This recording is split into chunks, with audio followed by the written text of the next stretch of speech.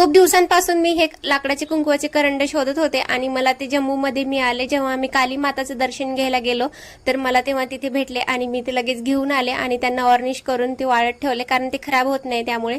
आणि त्यानंतर मग इव्हिनिंगच्या वेळेला आम्ही गेलो नदीवर, कारण संध्याकाळच्या वेळेचं वातावरण ते इतकं छान असतं ना, मस्त असं गार, म्हणजे हवा सुटते आणि छान पण वाटतं तिथे बसायला, शांत असतं वातावरण.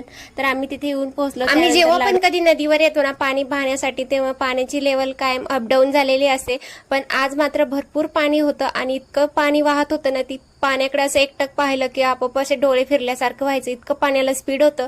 पण छान वाटत होतं, थंडगार वातावरण होतं नदीच्या कडेला. त्यानंतर लाडूबाईने आईस्क्रीम घेतली, तिने आईस्क्रीम खाल्ली, तोपर्यंत आम्ही मात्र असा छान व्ह्यू पाहिला. आम्ही निघालोच होतो तितक्यात लाडूची एक फ्रेंड आली आणि त्या दोघींनी जेव्हा एकमेकींना पाहिलं ना, ते इतक्या खुश झाल्या. त्या दोघींची खूप अशी मजा मस्ती चालू होती.